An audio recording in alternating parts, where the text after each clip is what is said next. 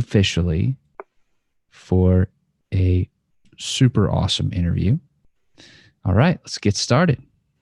Ladies and gentlemen, welcome to another live episode of the Project Egg Show. Today, we have the honor of speaking with Adrianne Meldrum, owner of the Tutor Coach and Math for Middles. How you doing today, Adrianne? I'm doing good. I'm excited to be here. It is such an honor to be able to speak with you, and I'm very appreciative of your time. So thank you very much for joining us today. Yeah, no problem. Let's jump right in. What is your story? Oh man, it's quite the story. I think the easiest way to start is how did I get started in this whole business thing? What ended up happening was back when I became a mother, actually, I had gone to school, I got my teaching certificate, became a mother, thought I think I'd like to try staying at home. And then my brain felt like it was melting and coming out of my ears, and yeah. It was rough to say the least. And I asked my older sister, what do I do? I don't want to go back to the classroom, but I feel like I'm going to lose it. And like good older sisters always do, she tells me what to do, which was you should tutor, you should consider tutoring. So I did. I started tutoring and I started working with middle school students. And that was back in 2006. Loved it. Had a great time. Took some time to get going. And then 2011, education blogging kind of came onto the scene and I started seeing that kind of stuff. So I thought, I want to contribute. I want to add to that conversation. And that morphed into the Tutor Coach. I was still tutoring in person with students, and that's where the Tutor Coach came in. And the Tutor Coach is aimed at helping other people like me in that position that are either in the classroom or just started their family or they're heading into retirement and they want to start tutoring because it is scary to go from the education world, put on that hat of business owner and run with it. It's really scary. So that whole website's aimed to helping you make that leap and pull the boat a little closer because it's scary. And then in 2016, my children got on the older side. And my husband was begging me, please, can we stop this whole tutoring train? Because no joke, I was tutoring on the sidelines of football practice. I was squeezing it in every moment of the day. And he said, at this point, it's defeating what our original plan was, is that you'd be available for our boys. And they're getting older and they need you more in a different way. They needed me to be the taxi. So I said, okay, fine, I'll stop. And I bawled for weeks. And then I realized we had a miscommunication. He said, I didn't mean for you to stop altogether. I just meant not in the afternoon. So then I made the leap into online. I stopped the in-person, leapt into online, and we've been doing that now since 2016, and it's going awesome. We're gaining steam. I'm so in love with it because we're using a method that's called multisensory math, and it is changing the lives of so many of my students, kids that have been walking around for years thinking they're dumb and stupid. Come to find out they're not. They just weren't being taught the way their brain works. So that's a little bit of my history. That's what we're doing right now. And I went from being a team of one to a team of six. I have six other people that work for me. And we just have tons of fun together. And we are making a change in our clients' lives. And it's one of the most rewarding jobs on the planet. So is your main focus now serving the tutors or serving the students? Right now, I got to be honest, it's still serving the students. That is where my passion is. My tutors that follow me on the Tutor Coach, they know this. They know this because I pull the curtain back and show them. Because I also know what I'm doing over there is going to affect their job and their work and the kinds of things they go after. And I don't view all those people as competitors. I'm like, there are not enough of us doing this work. So I want you to stay the course. I want you to run a business that works for you. And if I can be the example of how to make that work, that's kind of how I view it. So right now, full core, I'm hard focused still on growing math for middles, making it work for me and my family, but also serving my students the best way possible. And the tutor coach is along for the ride. They're watching, they're learning too. And I share back and forth what's working and what's not. And but they know the lion's share of my focus goes over there.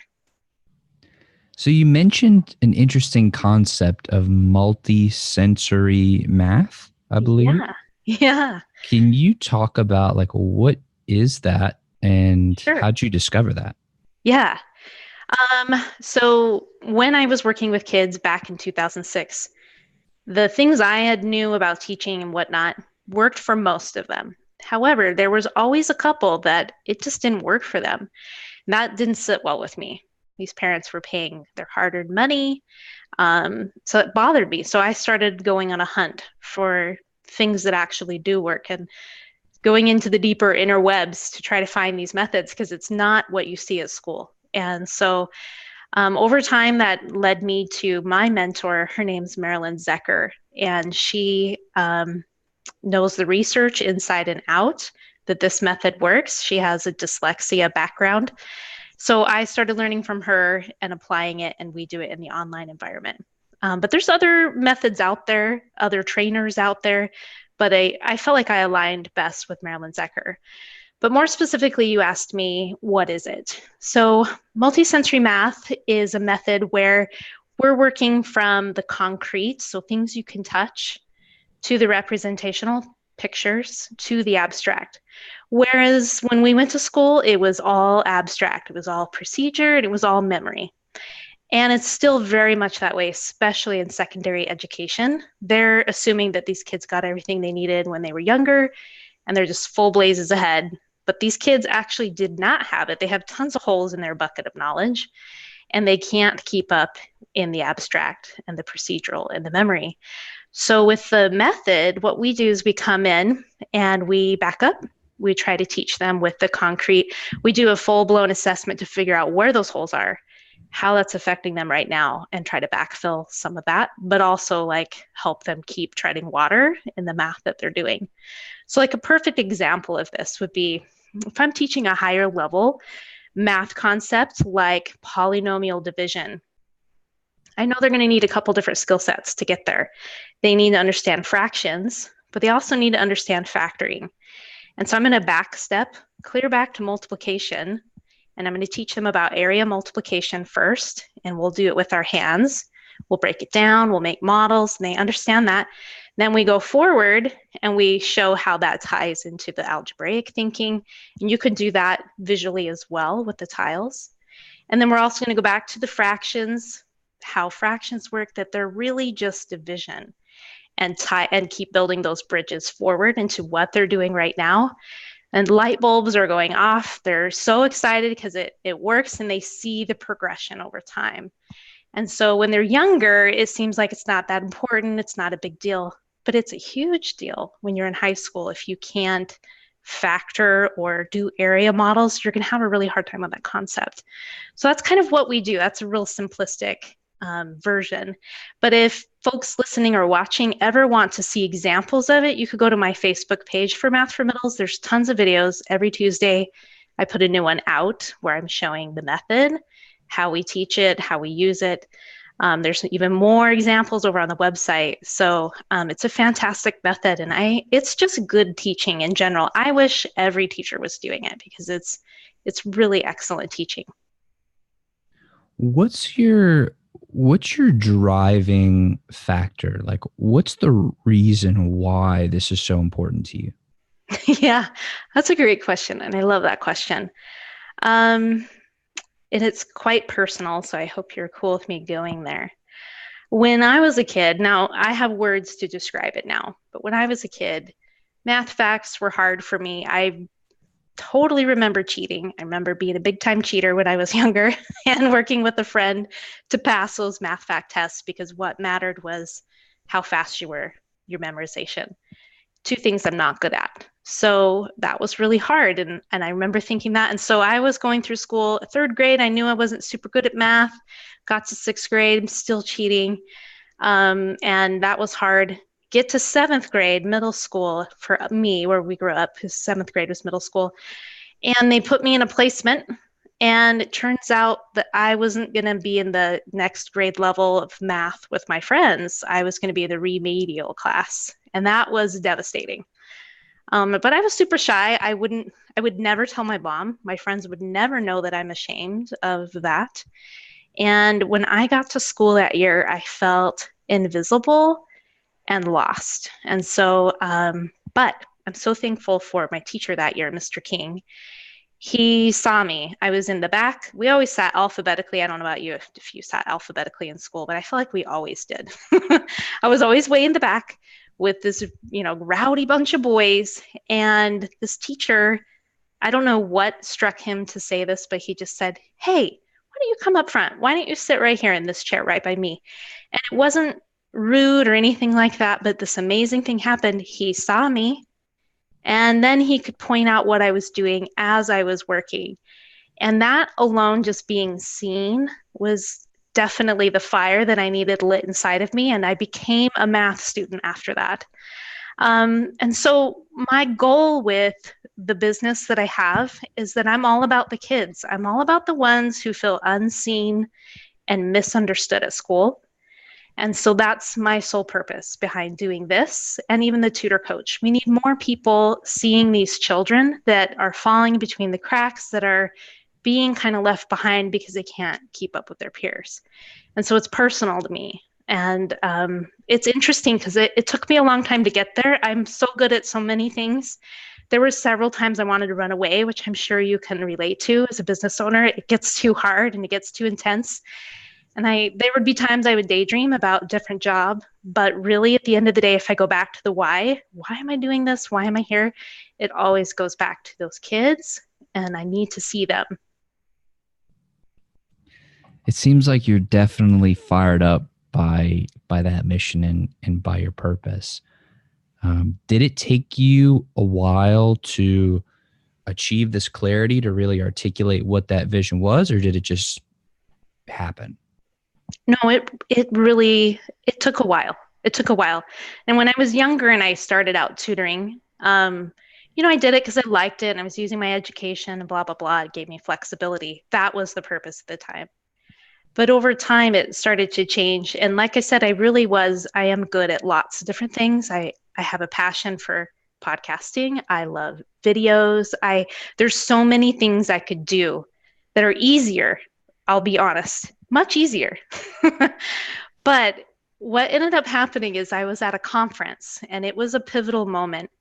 And I heard Tony Robbins speak. And he said, I'm probably going to mess it up. So if Tony ever listens to this in the future, but he said something along the lines of, if you love your product more than the people you serve, you will be unhappy as a business owner. You'll make lots of money, but you'll be unhappy. But if you love the people you serve more than the product, you will be happy no matter what. And that clicked for me. So right after that session, I left. I went and sat down and I wrote down all the things I've ever done.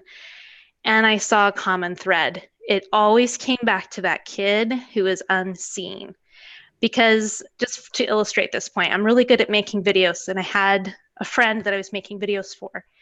And she said to me, why are you messing around and monkeying around with all this like education stuff? Why don't you just do this? And I said, because I wouldn't feel passionate about everyone's projects, but yours, I do feel passionate because the goal of that video project was to encourage teachers to stay in the classroom. And we need the really good ones that care to stay. And so that was where I found that thread, and I kept looking at every project, always went back to the kids.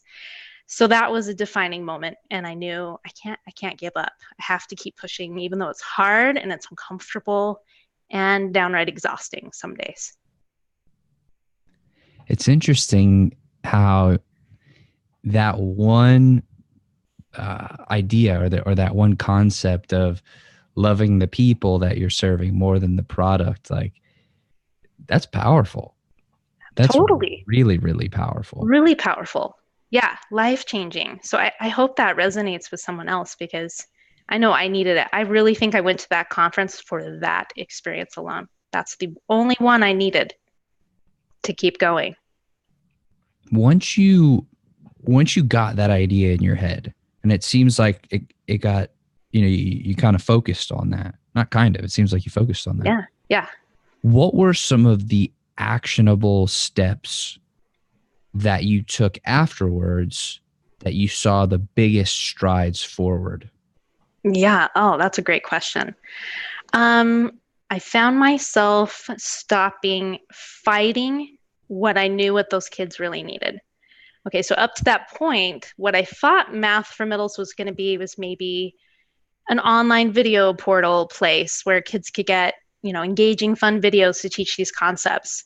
That's not what kids wanted or the parents. And yet I was fighting it, fighting it, fighting it. And after that moment, I realized that's not what they need.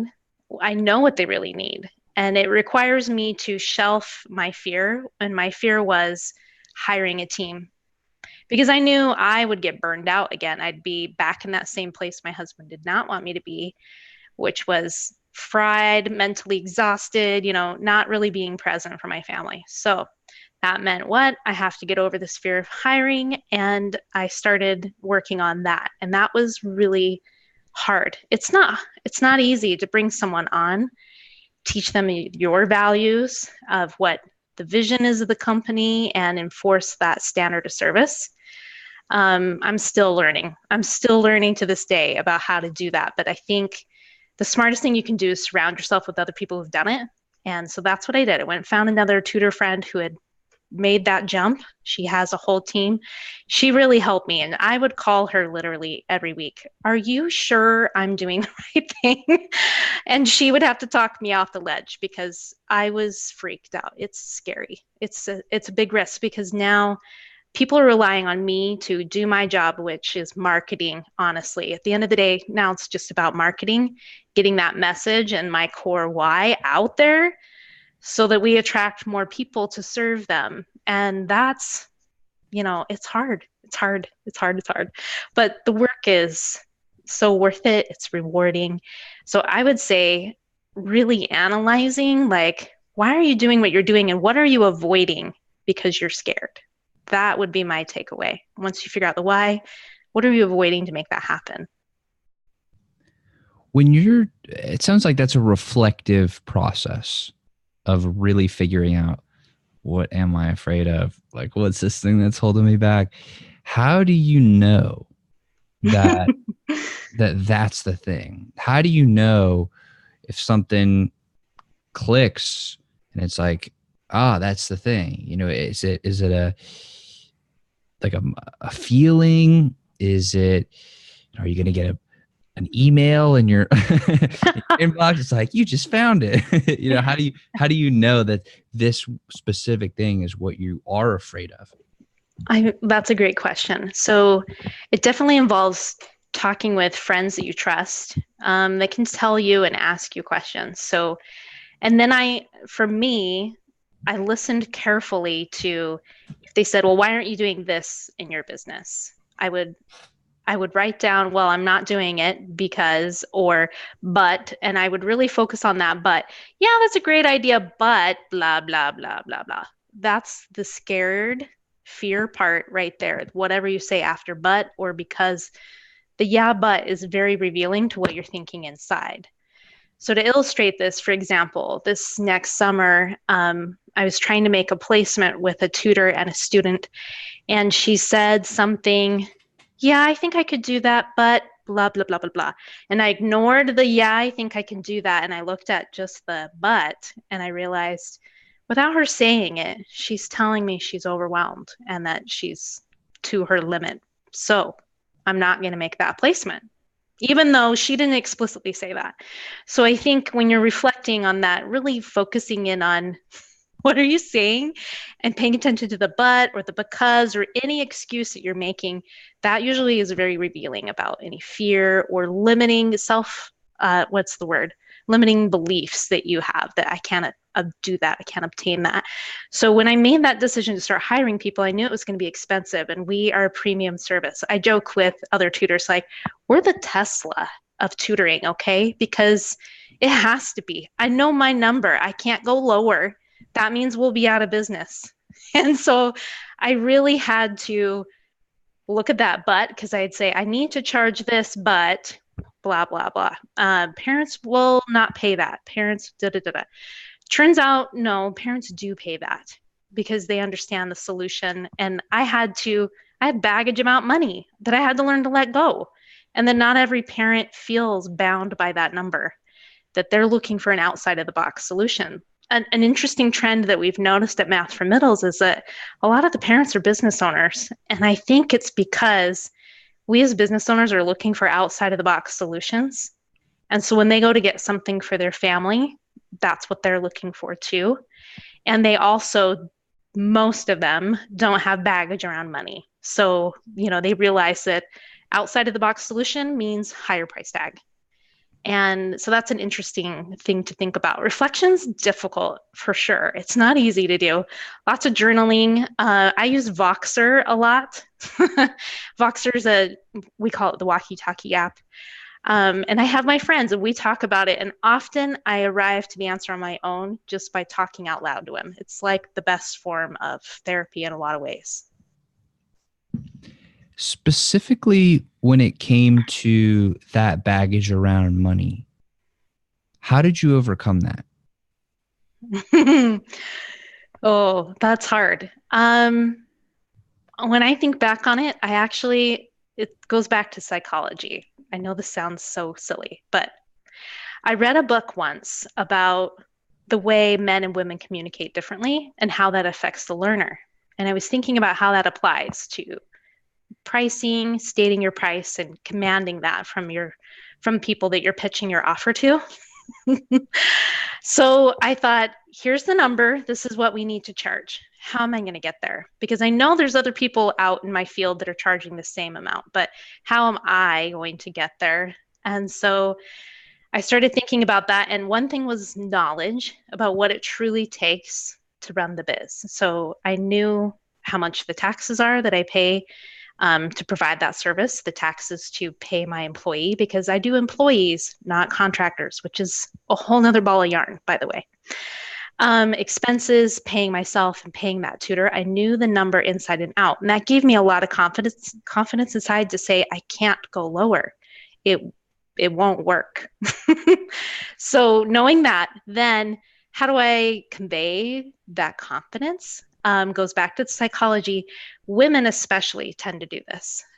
So if I was talking to you and I'm going to quote you the money, normally as a woman, everything we say almost sounds like a question. So when you're talking to your kids and you're saying, please pick up your sweater, you say, pick up your sweater, like it's a question, like it's an option.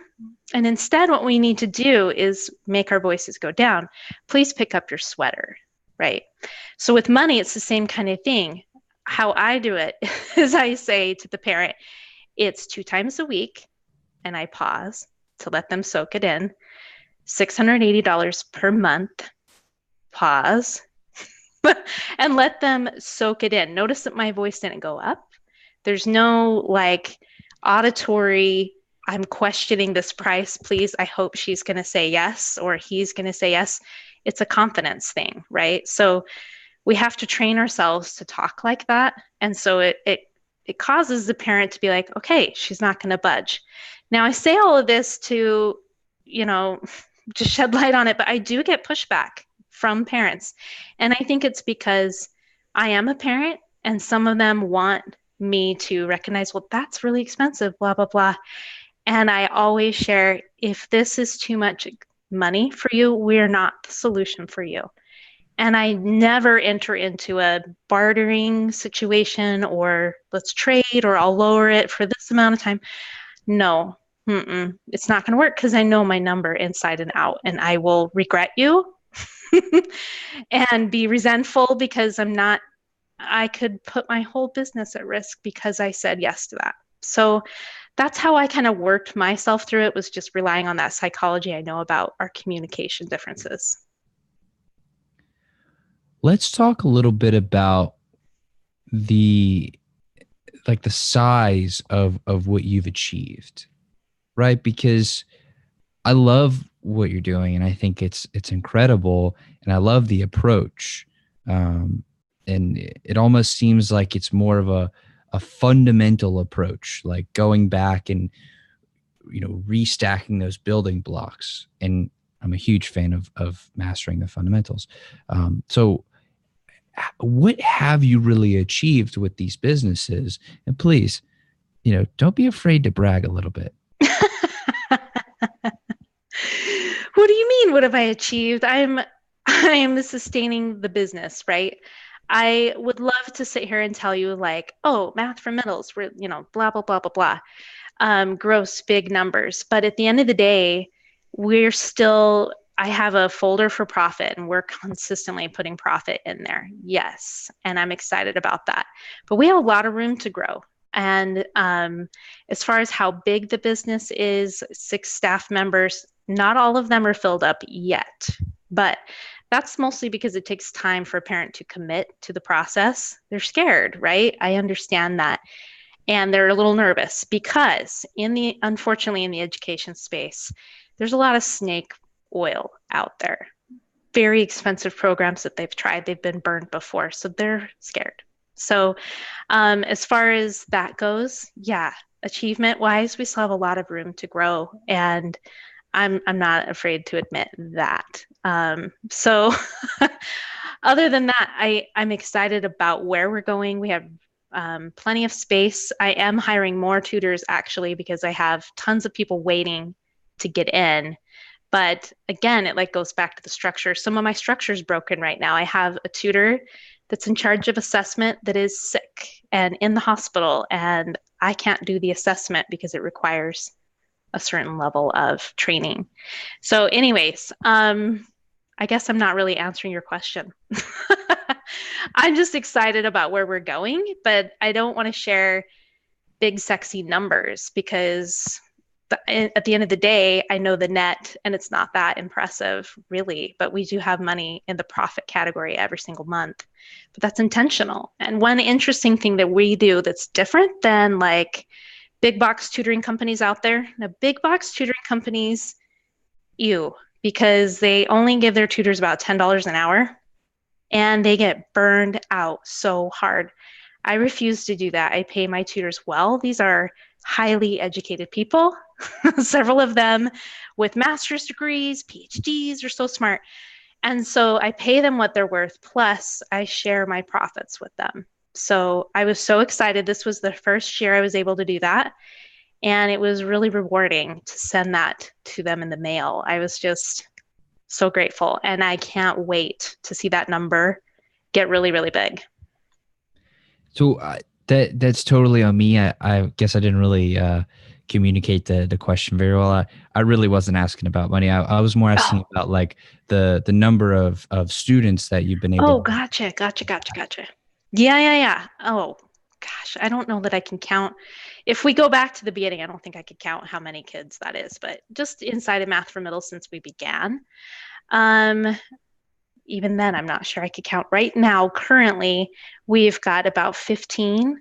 But during the summers, the numbers fluctuate because we do lots of group programs. And right now, it's all highly individualized one-on-one. And then we've got some homeschool stuff going on as well. So, but yeah, so we're still on the smaller side, but we are growing hugely, mostly from the marketing efforts, from doing stuff like this, from doing podcasts and trying to spread the message because I believe in our method. So for people who, like myself, I'm very fascinated by the idea of learning and of trying to be the most effective learner that I could possibly be. Mm-hmm. So how can people that are like me, and I feel like there are a lot of people who are always trying to improve and get better and get smarter and improve themselves, how can we apply the principles that you teach into our own self-education journey? Oh, I love that. I think one of the best things you could do is become super self-aware. There is no shame in the way you're wired. So, for example, my good buddy Seth Perler, he also does similar kind of work to this, but he works with people who have ADHD and just struggle with like turning in homework or, surviving the minutia that can be life sometimes. So what I love about Seth is he's very self-aware. He knows that organization is hard for him. So as a business owner, like dealing with software is exhausting for him. So what does he do? He hires that out because he knows he'll spend way too much time, you know, dealing with that. And I think with our students, that is something we're always trying to teach them is you're okay just the way you are, but you need to be aware of your strengths and your weaknesses and how can you use those. So like one of my weaknesses is that I'm a people pleaser. I am an obliger, and I got that phrase from Gretchen Rubin. I tend to really only move mountains when I know there's someone else there. So the weird system I put in place as a business owner is that I do those videos every Tuesday on Math for Middles because it forces me to show up because there might be one person sitting there. One. And no joke, it's probably one every week. And so that it's a weird system. Like my friend Seth did not get that. He thinks I'm crazy. But for me, it works. It forces me to show up and do the work. And so any way that you can become really self-aware and figure that out and apply those things to your business and be okay with that, you do not have to white knuckle your way through all the stuff. Some of the things in your business might be quicksand to you, like the software. And some of them are wellspring, like interacting with people is a wellspring for me. So I need to put those things in place, but be okay letting go and shipping out whatever I can.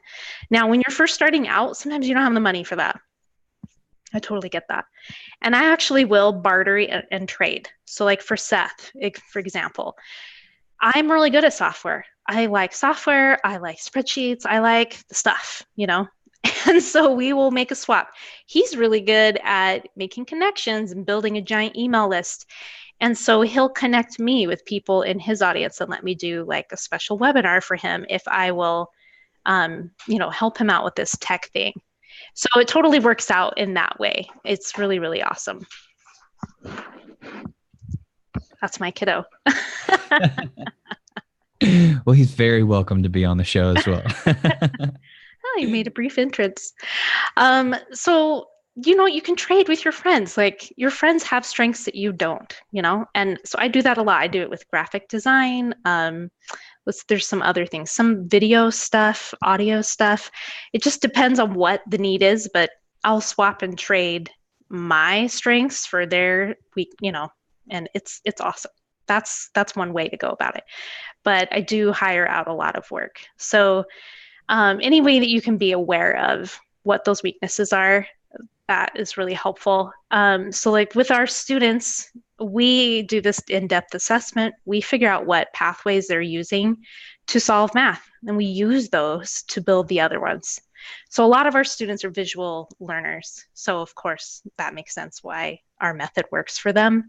But we use it to build those other ones that are abstract. So you could do that with yourself. You could take some of those personality tests that are out there, with all the letters, or read Gretchen Rubin's book. It's called The Four Tendencies, and discover which tendency you are, because that's around habit formation and how to get the stuff done and learning to go with what you're naturally wired to do instead of, fighting it all the time, because we're all wired differently and we need to embrace that. That's what makes us human. As you're moving forward, and you're thinking about where you want to go and who you want to be and what you want to do, where do you see yourself in the next 5, 10, 20 years? It's a great question. I still think Math for Middles will be a huge part of my life, but I think there'll be 2 branches inside of it. One where we serve students, but I really want to start training more people about the method that we do, because it will have a bigger impact. And my hope is that schools, especially those who work in the special education sphere, will be able to have access to that and start applying it. If anyone knows, if anyone's listening and they've tried to interact with the schools when their kid is struggling or whatever, it's really hard to get the services you need. And sometimes they'll tell you, yeah, we can do that. And then you get in there and you discover it's more of the same. and it's garbage and it's not helping my kid. And that's why I think we're seeing so many people turning to homeschooling. But that's also hard because you get a certain point in homeschooling and you hit a brick wall because you don't have the skills to take your kid to the next level. So I really want to help schools, homeschoolers get the training and the method to help their kids get unstuck. Again, going back to that, I'm all about the kid. So if I'm all about the kid, then that means I'm also going to have to start building out training, which is a little scary, just a little bit, but I'm willing to do it because I know who it will really ultimately impact. It's not that I'm super interested in making millions upon millions of dollars doing that, but it's one path to serving those kids the best way I can. When you think about somebody like Andrew Carnegie or Vanderbilt or Rockefeller, somebody who has profoundly impacted the history of humankind, are you thinking about building a legacy of that size and that grandeur?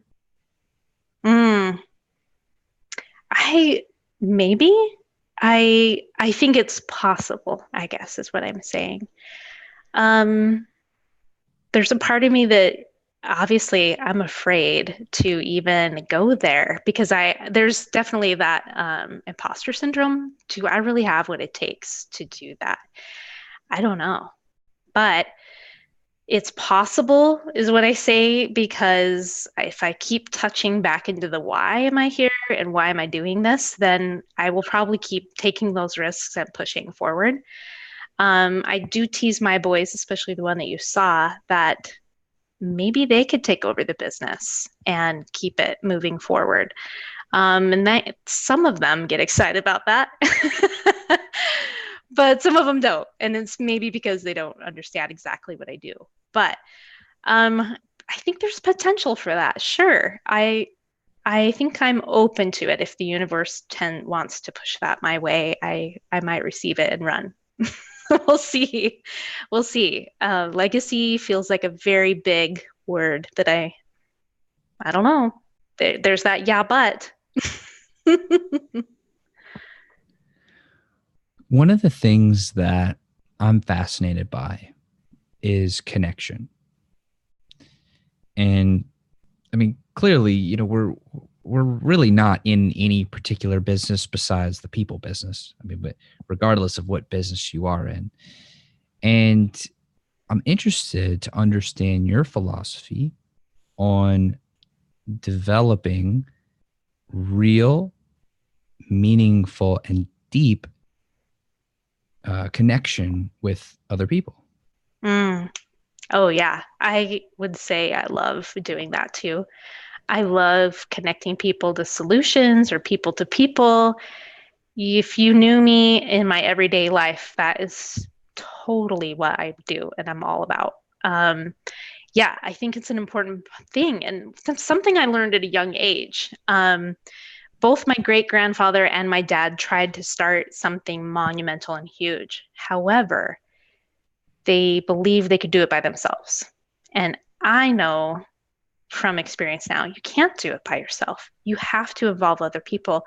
You have to draw people in and build a connection and purpose behind what you're doing. So I love being connected and I look for new people all the time to connect with. And I love that the online world has given me that opportunity, which is super cool. Because a lot of my really good friends that have a shared common purpose, I would have never met them. Our paths would have never crossed because we're in completely different cities. But because I could find them online and reach out and start nurturing that friendship, and now I have a new confidant and friend that can help me share the message. So I think connection's everything. And I don't know if you read Brene Brown's work, but she talks about that as human beings, we're all driven by connection. And, you know, the wheels will fall off the bus when we feel disconnected and we can break down and make mistakes and do whatever because we're feeling disconnected. And so if we can strive for connection in everything we do, that is the goal. And I try to teach that to my students too. And I have to remind myself, especially my students with autism who have different social skills than me. I have to remember that they're human. They want connection, but the way they connect with me is different. And I have to honor that and try not to take it personally that they didn't laugh at my really lame dad joke that I shared. And maybe that they did like it, but they didn't show it on the inside. But does that mean I'm going to stop sharing? No, I'm going to keep sharing with them and trying to find different ways to connect. One of my students is obsessed with airplanes, and I try so hard to build a connection around that. Every problem we do involves an airplane. So much so that Google started thinking I'm an airplane nerd and putting it in my feed and on Facebook. And I'm going, I don't really like airplanes that much. However, I'm like, I could share that. I could, So connection's everything. And when we put it into learning, whether it's learning as a business owner or learning with a student or learning something in life, finding connection, finding someone to mentor you, that's everything at the end of the day. When do you feel most connected with? Like if somebody's trying to build a connection with you, when do you feel that the strongest? Oh, that's a really good question. So my nature is to actually be a listener most of the time. Most of the time, I'm not actually saying a whole lot. But when I feel the most connected is when that person recognizes that about me and takes a minute to stop talking about their stuff and let me talk or ask me more questions, because my natural tendency there again is to deflect attention from myself and keep focusing on them and asking them more questions. But I really love it when someone can sense that in me, stop and ask me more. And so if that person never really gets to that point with me, we're good, we're friends, we're friendly, but I never feel a really deep connection with that person. And so I think that that's for me everything, that they're observant enough. And for example, going back to Seth again, he's really good at that too. And even via video, he will say, your hand's in front of your face. What are you thinking? Like I would be sitting like this. What are you thinking? What's going on in your head? And I'm thinking, what kind of clues am I giving off? Like I feel like you're seeing to my very core. How do you know that I'm feeling resistance right now or whatever it is? He's very aware, and I so appreciate friends like that. It's awesome. What's your greatest theory? Theory? That's deep. That is deep. I don't have one off the top of my head about theory. I don't know that I have a good answer to that. It has to be more, I don't know, specific. Theory about what? Whatever comes to your mind first. My biggest theory. Yeah. What I don't have a good answer to that other than because we were talking about connection. The first thing that's coming to my mind around that, again, just goes back to we need each other. Everyone needs somebody, even the porcupines in our life, those that drive you crazy. They need somebody. And I don't know, this is more philosophical than it is theory.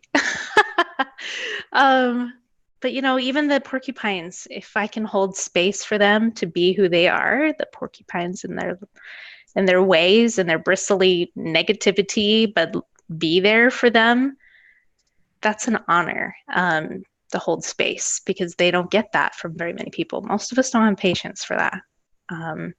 So I try to hold space for that. That doesn't mean I'm a doormat, though. I definitely don't let people walk all over me, but I can hold space for the porcupine. So I want to thank you so much for coming on the show and sharing everything that you have. I really do appreciate it. And I'm very, very grateful for the time that we've been able to share. So thank you. You're welcome. I'm glad I could be here. So I have two more quick questions for you. Sure. And then we'll wrap it on up. The first is there anything about yourself that you feel is an important part of who you are that I did not ask you about today? In other words, what did I miss? You are like so deep. Okay, so something that's huge that's part of me is I'm a religious person. When I talk about connection, porcupines, all of that, I'm religious. I believe in Christ. I believe that's what he did for all of us. So if I can strive to be a little bit more like that every day, even though it's uncomfortable, even though I'm an introvert, even though I'm shy and I tend to just listen only, I can do that. I can learn how to be that way. That is also a huge part of my why. And so I feel like God guides us to these whys and gives us an opportunity. And it's up to you to pick up the baton and run with it. And so far, I'm thankful he's given me plenty of time to pick up batons because I think he's left me several. And it just took me a while to recognize that it was him that was guiding me there. So that's a very big part of my life is Jesus Christ. All right, Adrianne, I'm going to ask you to really dig deep on this last question. Even deeper? So I'm 24. Yeah. I have a couple businesses, but this show is my greatest passion.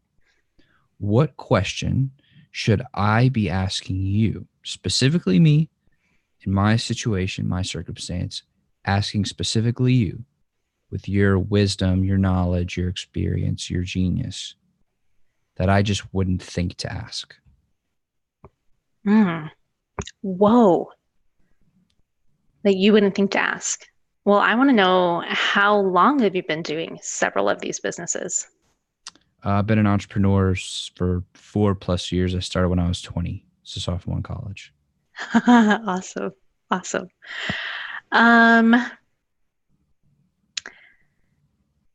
well, since it's been about 4 years, I think one that you could ask would be not tools,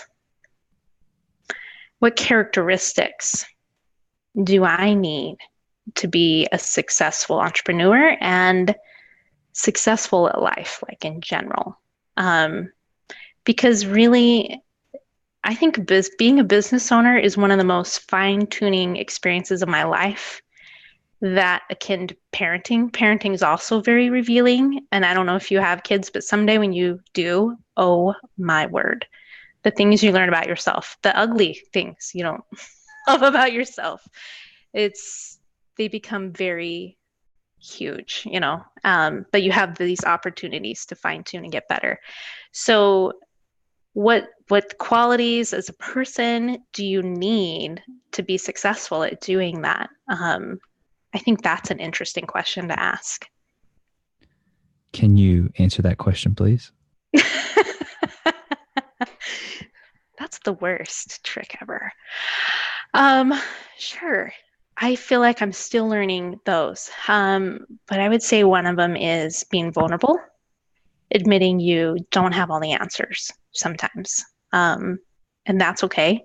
But being vulnerable with your family, your employees, if you have them, or your business partner, choosing to share with that person. Of course, hopefully it's a safe person, not someone that's going to turn around and ridicule you, but someone that you have a connection with. Back to that word connection. So you could be vulnerable with them. I think that's huge, to be able to talk about the realities. I'm overwhelmed. I'm scared. I'm not sure I can do this. Being vulnerable has really helped me make some of those hurdles where I'm afraid, the yeah buts. I don't think I can do this. When we pull back the layers about why, and I share more with that person, it's so helpful to have their perspective of what they see in me, and help walk that path with me, that you really can do that. So I think being vulnerable is a huge part of the equation, but also being confident in your capability of doing something. I mentioned imposter syndrome when you talked. You need to find the confidence inside to be doing the work you do, because without it, it's going to feel shallow. You're going to feel like that yucky salesman on the car lot. But you have to remember you have worth. You're here, you're doing the work, and so you got to have the confidence. So I think those two things make for a really fantastic entrepreneur or partner in life, just sharing. I don't know everything, but being vulnerable with people, I think, is huge and draws people to connection with you. Well, thank you very much again for coming on the show and sharing everything that you have. I really do appreciate that, and appreciate you and appreciate the time that we've been able to spend. Yeah, thanks. Thanks for asking such hard questions. Geez, I don't think I could have prepared for this though. Well, thank you very much. You wanna wrap us up? Yeah, sure. Thanks again for having me. If anyone listening wants to connect, hit me up. If you're a business owner wanting to break into the education world of tutoring, hit me up on the tutorcoach.com.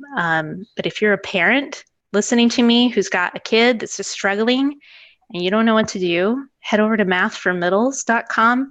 And even though it says middles, we serve just about everyone, down into elementary and all the way up into college. So it was our starting point, but we've expanded. So if you want some help, and again, I'm all about connections. Even if it's not us, I will connect you to someone. Fantastic. Thank you again, Adrianne, for coming on the show. To everybody who's listening, watching, thank you, thank you, thank you. I love y'all very much, all the reason that I do this. And if there's anything I can ever do for you, please do not hesitate to reach out. Thank you so much, and I will see you on the next episode.